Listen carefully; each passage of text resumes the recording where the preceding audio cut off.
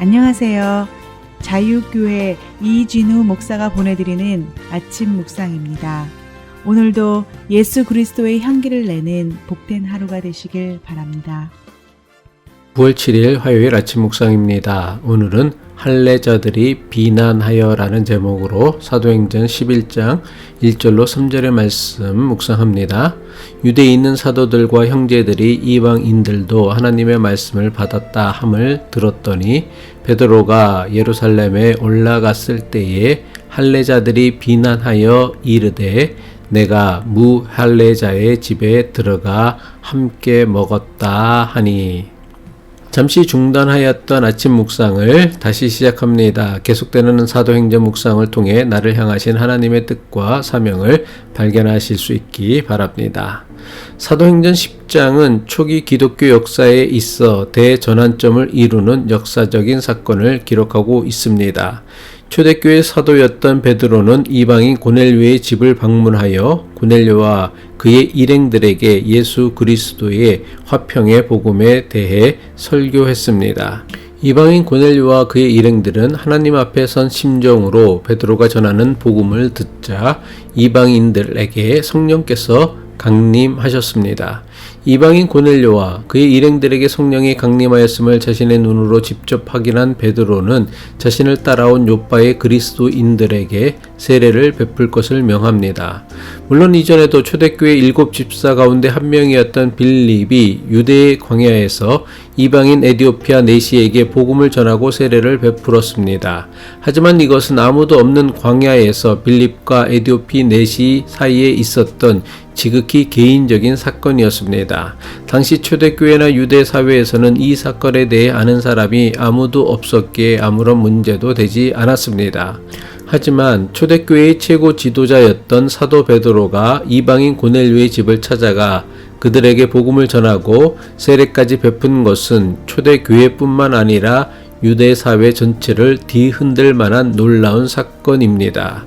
이방인 고넬료와 그의 일행에 대한 사도 베드로의 복음 증거와 세례는 예루살렘과 유대를 넘어 땅끝까지 복음을 전하라는 예수님 마지막 명령을 실천하는 역사적 사건이 되었습니다. 사도행전 1장 8절이죠. 오직 성령이 너에게 임하시면 너희가 권능을 받고 예루살렘과 온 유다와 사마리아와 땅끝까지 이르러 내 증인이 되리라 하시니라. 부활하신 예수님께서는 하늘에 오르시기 직전 제자들에게 땅끝까지 이르러 내 증인이 되리라 말씀하셨습니다.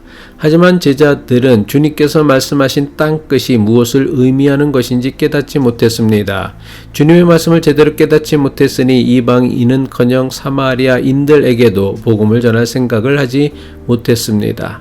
하지만 베드로와 그와 동행했던 욥바의 그리스도인들이 이방인 고넬료와 그의 일행들에게 복음을 전하고 세례를 행함으로 마침내 땅끝이라고 할 수 있는 이방인 선교의 물꼬를 열게 된 것입니다.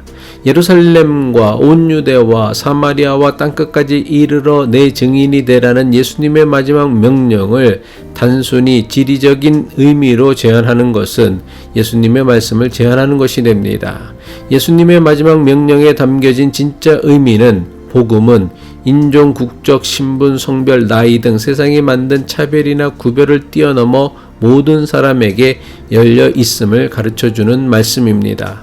베드로에게서 복음을 듣고 세례를 받은 고넬료와 그의 일행은 베드로에게 며칠 더 머물러 줄 것을 부탁했습니다. 사도행전 10장 48절 후반부죠. 그들은 베드로에게 며칠 더 머물기를 청하였다. 고넬료와 그의 일행은 베드로에게서 예수 그리스도의 복음에 대해 더 많은 것을 듣기 원했기에 베드로를 붙잡은 것입니다. 베드로는 며칠 더 머물기를 원하는 고넬료의 부탁을 받아들여 그곳에서 며칠을 더 지내게 됩니다. 물론 베드로가 며칠을 더 지냈는지 정확한 날짜는 알 수 없지만 꽤 여러 날을 고넬료의 집에 머물렀음을 짐작할 수 있습니다. 베드로가 이방인 고넬료의 집에서 여러 날을 머물러 있는 동안 베드로가 이방인들에게 복음을 전했다는 소식이 예루살렘에 있던 사도들과 성도들에게 알려졌습니다. 사도행전 11장 1절이죠. 유대에 있는 사도들과 형제들이 이방인들도 하나님의 말씀을 받았다 함을 들었더니 가이사라에서 이방인 고넬료에게 복음을 전하고 세례를 베푼 베드로가 초대교회가 있었던 예루살렘으로 돌아왔습니다. 베드로가 예루살렘으로 돌아오자 베드로를 비난하고 나선 사람들이 있었습니다. 사도행전은 이들을 할례자들이라고 기록하였습니다. 사도행전 11장 2절이죠. 베드로가 예루살렘에 올라갔을 때에 할례자들이 비난하여 유대인 남자들은 태어난 지 8일째 되는 날이면 한 명의 예외도 없이 할례를 받아야 했습니다. 따라서 유대인들로만 이루어진 예루살렘 교회 성도들은 모두 할례받은 유대인들이었습니다. 사도행전이 베드로를 비난했던 사람들을 굳이 할례자라고 한 것은 할례받은 것에 대해 우월의식을 가지고 있었던 일부 교인들을 의미합니다. 할례자들이 베드로를 비난했던 결정적인 이유는 베드로가 무할례자의 집에 들어가 그들과 함께 먹고 마셨다는 것입니다. 사도행전 11장 3절이죠. 이르되 내가 무할례자의 집에 들어가 함께 먹었다 하니, 여기서 무할례자란 고넬료를 비롯한 그의 집에 모였던 이방인들을 가리키는 말로 할례받지 않은 이방인을 경멸하는 표현이 무할례자입니다. 할례받은 유대인들은 이방인들에 대한 우월의식을 드러낼 때에 이방인들을 무할례자라고 부르며 경멸하였습니다. 할례받은 유대인들은 무할례자인 이방인과 함께 식사하는 것을 대단히 부정한 일로 여겼습니다. 무할례자들의 식탁에는 우상에게 제물로 바쳐졌던 부정한 음식도 섞여 있을 수 있으므로 할례받은 자가 이방인과 어울려 함께 식사를 하는 것은 부정한 일로 여긴 것입니다. 유대교 전통을 따르는 할례받은 유대인들이 이방인 고넬료의 집에 며칠씩이나 머물며 지낸 베드로를 비난하는 것은 충분히 있을 수 있는 일입니다. 하지만 예루살렘에서 베드로를 비난하고 나선 이들은 유대교 신앙 전통을 지키고 따르는 유대교인들이 아니었습니다. 베드로를 비난하고 나선 할례자들은 기독교 신앙으로 개종한 그리스도인들이었습니다. 이들은 기독교로 개종을 하였음에도 여전히 유대교 신앙 전통에 사로잡혀서는 이방인을 무할례자라고 경멸하면서 베드로를 비난하는 일에 앞장선 것입니다.